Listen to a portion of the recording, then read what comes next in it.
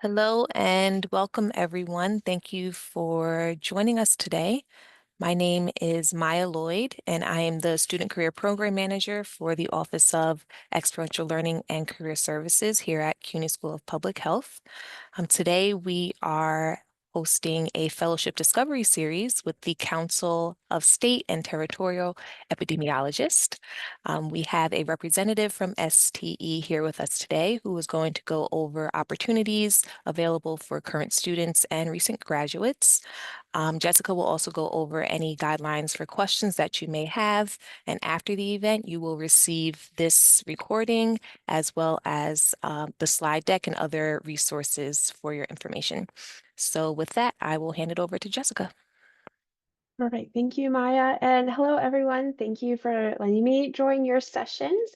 So I'm going to be talking with you all today about CST and our training opportunities and fellowships. So my name is Jessica Haupt. I'm one of our workforce and fellowship coordinators here at CST, and I primarily work with our applied epidemiology fellowship fellows on a day-to-day basis. And so before I move into my presentation, if you could put into the chat box what degree you're working on and also what year you are as well. So for example, if you're working on your MPH and you're a first year student, that would be really helpful. So I'll give you all a second to put those in the chat box. And while we are typing our responses in, please feel free to also use the chat box for questions or wait until the end to go off mute to ask a question. All questions written in the chat box will be answered after we have finished with the slides I have for today. Awesome. I see second year alums. Awesome. I see a first year. Awesome. Well, we have opportunities for all of you. And also, I know there was an opportunity for those that registered to ask questions in advance, and I'll actually be answering those throughout my presentation today. Awesome. We have a ton of first year, second years, and alums. Awesome. We have opportunities for all of you that we're going to touch base on today. So who is CST and what do we do? So CST is a professional network of over 3,000 applied epidemiologists spanning all public health specialties, states, and territories, and also levels of government. So our members lead national policy and programmatic change through our specialized subcommittees and nationally notifiable diseases and conditions. So CST is the professional home for applied epidemiologists that encompasses a broad range of activities and initiatives for the improvements of population health. So this includes convening state, territorial, local, and tribal health departments, engaging and coordinating with partners such as the CDC, providing training and capacity building, developing resources to support practice. We also conduct assessments. We also influence policy, and we provide fellowships for rigorous training and developing applied epidemiologic skills. So our mission at CST is to advance the field of applied epidemiology to maximize health.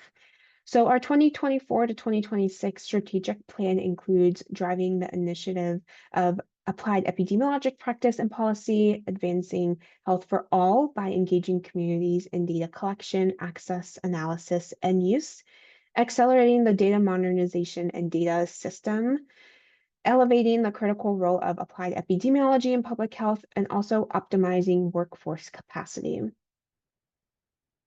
So you can experience the real world of epidemiology practice beyond your classroom education by becoming a CST student member. And so for this specific membership, you do have to be an active student. So for our student membership opportunities for professional growth includes our CST annual conference scholarship opportunities, networking with professionals across the United States and globally, accessing professional mentors, participating in webinars and other training online, also becoming a leader and or participating in our student subcommittee. So how do you join? You can join CSTE by going to our webpage at cst.org and look for the Join CST link at the top of the page or become a member post. And student memberships are only $30 per year. If you're not a student, your membership cost would be $60. I will say in grad school, I remember I joined a membership that cost way too much money for how expensive grad school is, and I got absolutely nothing out of it. However, for the $30 per year, you really do get a lot out of it because you have those opportunities to be able to join any and all subcommittees that CSD has. So for example, if you have a really high interest in maternal and child health, and health equity, you can join those subcommittees and really just be in a listen and learn mode. There's nothing you have to do as a student to be able to participate in the subcommittee. You can just join in and again, sit in and listen. Typically, our subcommittee calls, they are presenting on something pertaining to that specific topic, and sometimes there's also opportunities for professional growth. With sessions, there was one session I remember attending that was focused on data communication, and I thought it was such a fantastic presentation. We now actually have it included in our fellowship orientation every year, and we get really good feedback on it. Um, so I mentioned subcommittees, I mentioned MCH. So as I mentioned, CST has subcommittees and it's focusing on different topics of within public health, such as chronic disease, vector-borne diseases, health equity, environmental health, electronic laboratory and disease reporting, and so much more like maternal and child health. And so all our members are eligible to participate in any and all subcommittees that they are interested in. And so most subcommittees do have a monthly call in which updates are provided on a specific topic, like I mentioned, or sometimes presentations are given from different jurisdictions on what they're working on within that topic, or maybe they conducted a surveillance system evaluation, or they're working with a specific surveillance system that they want to get feedback and hear how others are using it as well. And so one of those subcommittees for our members is the Early Career Professional Subcommittee that has a goal of engaging early career professionals through webinars and conference events. And they host webinars on professional growth and networking events at the CSC Annual Conference. And it also supports our Early Career Professional Mentorship Program, which I'll discuss in a few slides. But actually, our Early Career Professional Subcommittee right now, they are having a webinar series focused on a day in the life as an epi. And so recently we just had a day in the life as an epi for foodborne epidemiologists, and we'll be doing that series with a few additional epidemiologists within different subject areas. So this is a great opportunity to really be able to join as a member and get to really learn what epidemiologists are doing in the field. And again, not those hypothetical situations that you might hear about in grad school. These are actually epis working in the field. So our mentorship program, it was created with the purpose of providing an opportunity to build relationships and also foster shared learning amongst applied EPIs with the goal of promoting the exploration of STILTs, which is state, territorial, local, and tribal career opportunities. And so while everyone is at different stages in their careers and may have different goals for the program, ultimately we're hoping everyone can learn a little bit more about what it's like to work in a health department. And so our applications for our mentorship program are going to be opening up in early 2025. And to apply for our mentorship program, you do not have to be a member. So you can be an alum, you can be a current student. You do not have to pay for our mentorship program. It is completely free. And so another free resource I also wanted to share with you all is CST Learn, which is our learning management system. And so it has online trainings for applied EPIs, and we have numerous trainings and toolkits are available, which includes our emergency preparedness and response training for public health epidemiologists, advancing the GIS workshop for public health, and actually we now have a tribal EPI toolkit that was just relaunched, and so that's also on there. One thing that we do get feedback from our mentor members, and we do really want to hear from our members and what their needs are, because that is how we implement changes here at CST. So one of our members actually requested a course on Learn about how to write an abstract for the CST annual conference. So we actually have a whole course on how to write an abstract. And what you need to do and tips and tricks and so forth. So it's really great because typically it's kind of hard to find suggestions and feedback and also courses on how to even write an abstract. So again, free resource and really encourage you to take a look at CST Learn. And so wanted to touch base on one of our current fellowship opportunities, which is our Applied Epidemiology Fellowship. And I'm going to be referring to this as AEF. However, I will also emphasize we do have other fellowship opportunities. However, those are dependent strictly on available funding. So because of limited funding for those programs, as of right now, I'm only going to be focusing on our Applied Epidemiology Fellowship program today. So AF is modeled after EIS at the CDC and is a competency-based program that uses a mentorship model. So CST works collaboratively with our stakeholders who also provide technical assistance to our fellows. So this fellowship is supported by funding from the CDC and is a 2-year program at either a state, territorial, local, or tribal health department. So our fellowship began in 2003 to increase EPI capacity for state and local health departments. And there are 3 main goals of this program. So first, the overall goal is to increase applied epi capacity in health departments, not only while the fellows are placed in the program, but long-term with fellows finding those long-term placements in applied epidemiology. Secondly, the fellowship provides service to the host agency while the fellow is placed. And then finally, the program provides an accelerated high quality training experience and also prepares fellows for the long-term career placement at a health department. And so listed here are the current list of fellowship subject area opportunities. And so the host site applications we receive each year determine the availability of placements in specific areas. So while our fellows focus their projects and activities around the subject area they are placed in, they're able to work on other projects as well. So for example, our environmental health fellows might complete a cluster and outbreak investigation with the infectious disease team at their health department. And actually not listed here is One Health that is a brand new program area that we're having for our incoming class of class 23, and that application cycle is open right now, and I'll touch base on that in a few slides. So CSC recently revised our competencies for our fellowship, and so the revisions aim to align the fellowship competencies with the 2023 Applied Epidemiology competencies to ensure that fellows are developing measurable skills in applied epidemiology that will apply to future job opportunities in epidemiology.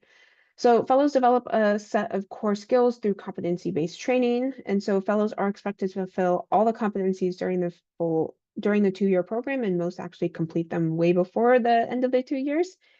And so all required fellow activities fall under the 7 domains listed, and in upcoming slides, we'll also share additional improvements we have made to our competency section on our website. So here's the complete list of competencies and that are listed on our website. You can actually drop down and see all the specific competencies within that specific domain and when we expect fellows to complete them, whether that be during the fellows training at the health department or during our orientation that we provide to fellows. And so next, I wanted to have a fellow spotlight on 2 recent graduates of our program. So Melissa LeBron was an infectious disease HAI fellow, which is healthcare associated infections, and she was placed at the Texas Department of State Health Services. And so after her fellowship, she actually landed an EP3 position at her health department. And so this is a very short list of projects that Melissa was able to work on during her fellowship, and also she was able to submit a few abstracts, but to save some space on the slide, we only have one listed, but I'll give you all a second to review the projects she was able to work on.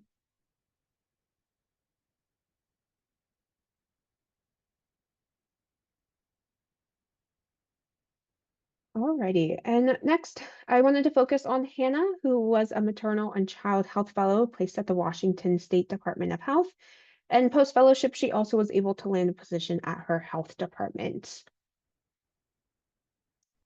And so here's a very short snippet of the projects that Hannah was able to work on during her fellowship. And she was actually the winner of, and I do apologize, you might hear my dog in the background. Hannah was the winner of the Hillary Folks Memorial Award, which recognizes a graduating fellow. Give me 1 second, everyone. I do apologize. Let me get my dogs under control so you don't have to hear the barking in the background.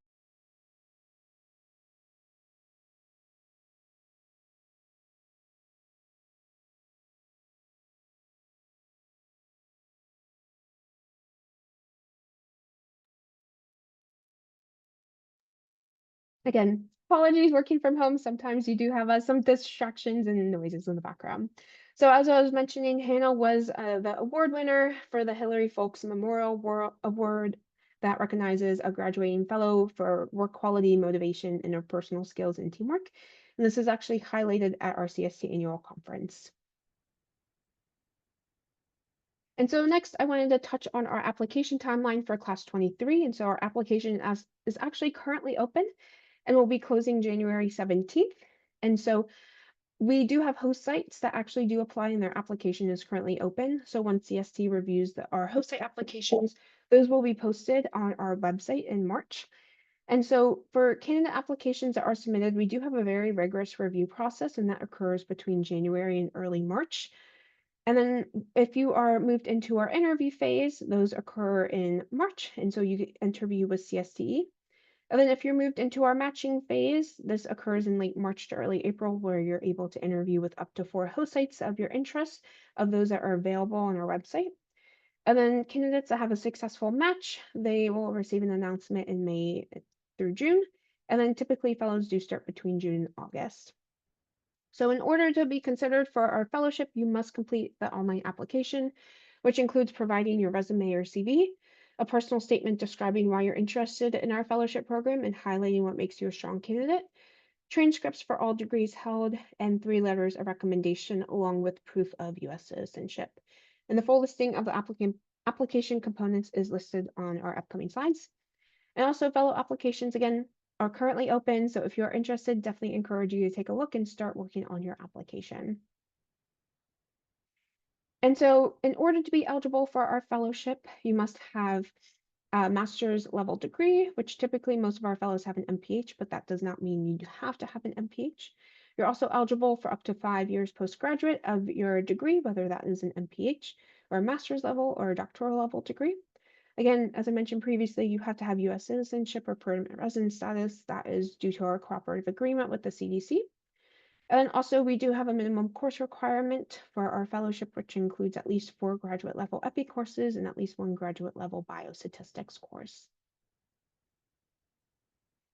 And so next, wanted to touch base on our fellowship stipend and compensation and benefits. So the stipend is a fixed taxable amount and does not vary based off where fellows are placed. And CST will reimburse fellows for their insurance premiums through their stipend, so they do not have to submit reimbursements for that. They also receive professional development funds to attend conferences as well as other training opportunities. And we do offer relocation support and funding for our host site visit prior to the fellows starting, which many do use to look for housing prior to starting. And so sometimes candidates ask what makes doing a fellowship different from working in an entry-level role at a health department. So with that in mind, let's talk about the other benefits of being a fellow. So 2 years in the fellowship training program may not seem like a lot of time. However, many of our fellows feel as though they have received 4, 5, even 6 years of training experience in just the 2 years. And so the reason for this is because fellows are able to participate in so many more projects and activities than what an entry-level epidemiologist would be able to do. So they are able to work with different departments and work on projects and activities with others in the health department. And so some of our maternal and child health fellows are able to work with their infectious disease outbreak team, which allows them, again, to be able to connect with others throughout the health department. And so also many of our fellows work with their environmental health department, even if they're not in that subject area, so they can participate in a preparedness and response activity. So for example, some fellows help with hurricane preparedness in the Gulf of Mexico, whereas our California fellows might be focusing on earthquake preparedness, and our fellows in the New England area might be focusing on winter preparedness for snowstorms. I know I recently had a check-in call with a fellow in Chicago, and they're already working on snowstorm preparedness for that area. And also, in addition, not only do fellows have their 2 designated mentors, but many will develop connections with others working within the health department through collaborating on projects. So fellows also benefit from the cohort model, where they are connected to each other to build that peer network that spans the country and can learn from one another.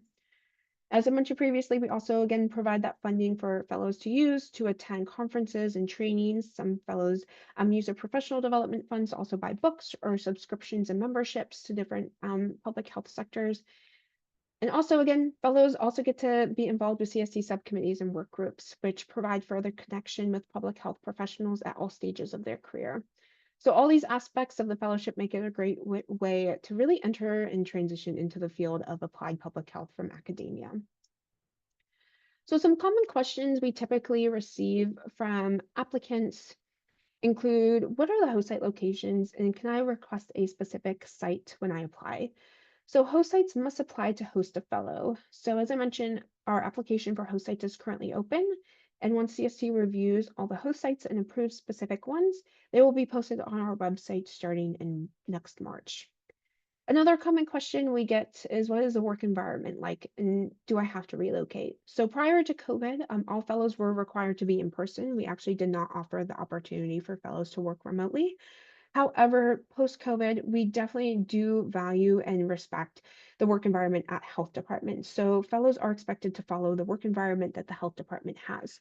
So work environments definitely will vary between fellows, and many host sites, but not all, will expect the fellow to relocate.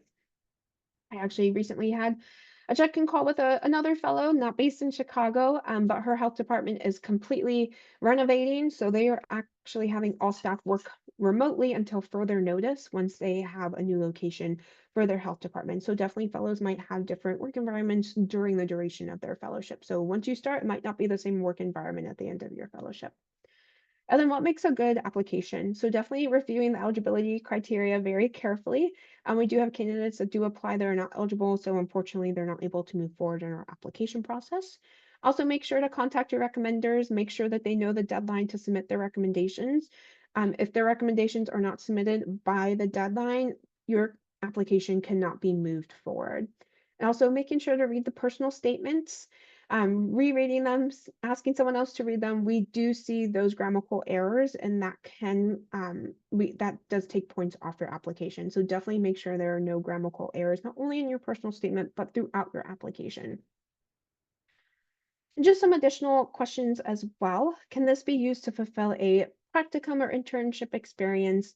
And no, fellows cannot be in a degree seeking program during the fellowship. So unfortunately, this cannot be used to fulfill that practicum or internship requirement you may have.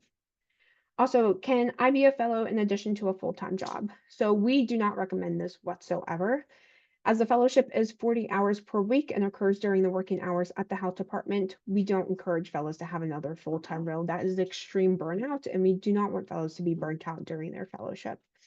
Also, secondary employment cannot be a conflict of interest. So, for example, fellows cannot have a secondary employment with the CDC or a health department or another sector of public health that is being federally funded, potentially through the same funds that CST is receiving for our fellowship programs. And just additional questions that we do constantly receive is, I have no public health experience outside of grad school. Am I eligible to apply? And absolutely. Many of our candidates that accept offers do not have public health experience outside of their academic experience, and that is due to numerous factors. Some schools of public health may not have additional opportunities or areas around that the fellow potentially could do internships and so forth. Whereas, for example, I went to Emory University, which is right next to the CDC, so there are ample opportunities for students there, but that is not the case at other schools. And so also I'm a first year graduate student and or looking for additional public health experience. What should I do to make myself a strong candidate for these opportunities? So again, definitely reviewing eligibility criteria and course offerings at your school, and take those courses that challenge you to grow. And also try finding opportunities to work with real world data, whether that's participating and working in a research lab, interning at a health department, and so forth. Many of our fellows come in to the fellowship and they are awoken when they have to work with real world data.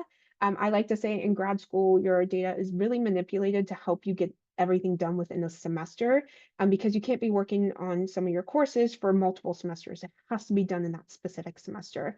So your data is mostly clean for you. There might be some errors and so forth, but some of our fellows are working with really, really messy data that takes a lot of cleaning, and it's such a large data set. It takes a lot of time to get all of it clean and then do the analysis and so forth. So really finding those opportunities close by you that you are able to work with that real world data.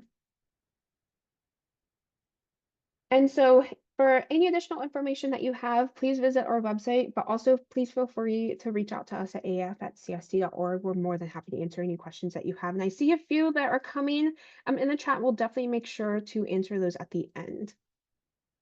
And just a few other things I also wanted to touch base on with you all is our CST annual conference.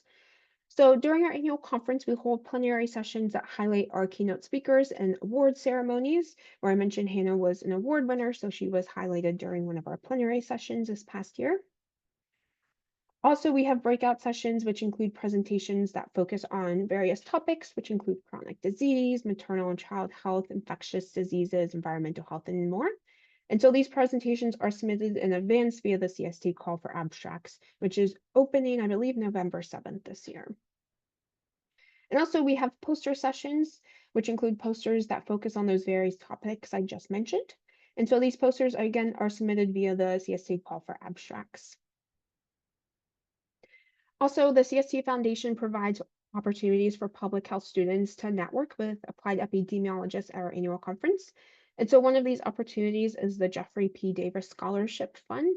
And this is a competitive scholarship opportunity that funds students to attend the CST annual conference every year. So, if you're a current active student, definitely encourage you to apply for this. CST covers your registration, your hotel, lodging, meals, and any additional transportation that you may have to our annual conference, and we will be in Grand Rapids next year, which we are really excited about. And so each year during the annual conference, we also hold a celebration for our graduating fellows. So actually pictured here is our class 20 fellows that just recently graduated. And also, we hold a service project for all attendees. So, CSC's past president, Sherry Davidson's aunt, Joy Late, uses these mats to create sleeping mats for people experiencing homelessness. And so, these mats are reusable and water resistant. So, we asked every attendee to bring plastic bags to our annual conference for these sleeping mats to be created. And also, our annual conference is a great opportunity to not only learn from others in the field of epidemiology, but really to network with those working in public health in your state, but other states and territories as well. And just some more information about our annual conference. It's going to occur in Grand Rapids next year between June 8th and 12th. Our call for abstracts opens November 6th. My apologies, I thought it was the 7th. And also our student scholarship fund, the applications for that will be opening up in early 2025. For additional information, you're more than welcome to visit our cstconference.org website. And the last thing I wanted to touch on with you all is our Career Center. So our Career Center, you can visit on our main webpage at cst.org under Resources and Career Center. And so our Career Center page has career opportunities not only at CST, but also public health sectors across the United States. So you can see in this screenshot, we have some EP3 positions, a chronic disease supervisor position, assistant director, and so forth. There's also academia positions available as well. So not only does our Career Center have job opportunities, it also has career advice resources such as interview tips, tips for job seekers, and more. Additionally, you can plan your career using the Insight button. When you do this, you're able to put in a job title, for example, an epidemiologist in Atlanta, Georgia, and see the wages as well as activities, knowledge, and skills that are needed for those specific positions. So I know I went through a lot, but you all are going to be receiving these slides, but definitely our website does have a lot of additional information I did not go over today. But I do see a lot happening in our chat box, so definitely want to make sure we get through all the questions. So I see a question, do you mean students still enrolling in MPH not eligible for the fellowship? So if you're a first year student, you're not currently eligible. However, if you're a second year student that will be graduating in 2025, you definitely are eligible to apply now, as you would not be in a degree seeking program once you start the fellowship between June and August of 2025. However, we do have some students that do complete their degree. For example, in August, we are flexible with their start date. We just need to know in advance. And are the stipends in this fellowship taxable? They are taxable. We do have a tax session held by a CPA for fellows where more information is provided about that. However, at this time, unfortunately, as I am not a CPA, I cannot provide additional information about taxes and our fellowship grant. And is there a maximum age limit? There is not an age limit to our fellowship program. You just have to have your degree completed within the past 5 years. So if someone has more than 10 years of job experience in slightly related areas, are they eligible? Absolutely. Again, as long as you have your most recent degree completed within the past 5 years. And should our recommenders only come from professors? Absolutely, but you can also have them come from elsewhere as well. We do have some candidates, they're participating, for example, at a health department. So they might be an intern and they might have a supervisor at the health department, or they might be in a research lab. They might get a recommendation from their supervisor as well. So it definitely can come from professors, but also elsewhere.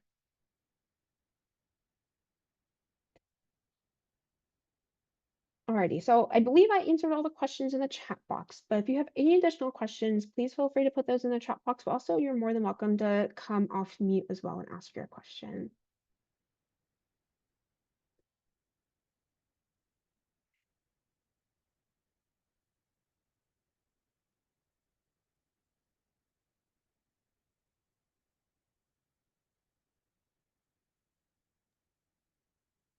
Hey, are there any questions for Jessica?